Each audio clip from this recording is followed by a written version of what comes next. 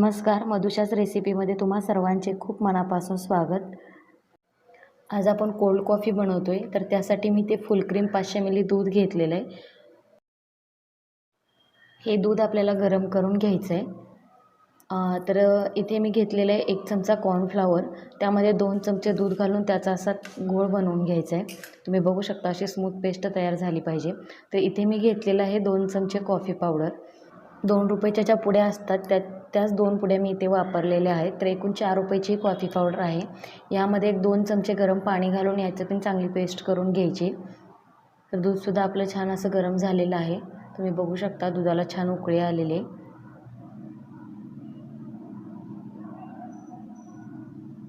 आता आपण यामध्ये घालतोय 3 चमचे साखर।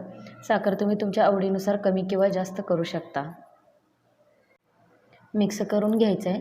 आता यामध्ये घालतोय आपण जो कॉर्नफ्लॉवरचा घोळ बनवला होता तो। घोळ ओतल्यानंतर आपल्याला हे मिक्स करून घ्यायचं आहे, कारण त्याच्या गुठळ्या होऊन त्या तळाशी बसू शकतात। आता आपण यामध्ये घालतोय जी कॉफीची पेस्ट बनवली होती ती मिक्स करून घ्यायचं आहे।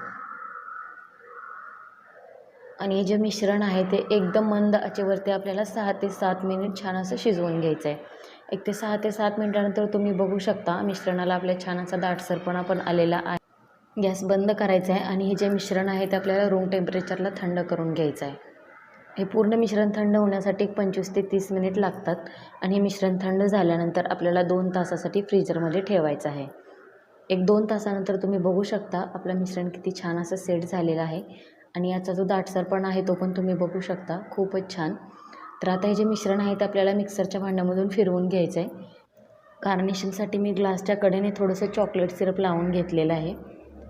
कोल्ड कॉफी आहे, वरून थोडं चॉकलेट सिरप तर झालंच पाहिजे अर्थातच। आणि थोडेसे चोको चिप्स मी यामध्ये ॲड करते।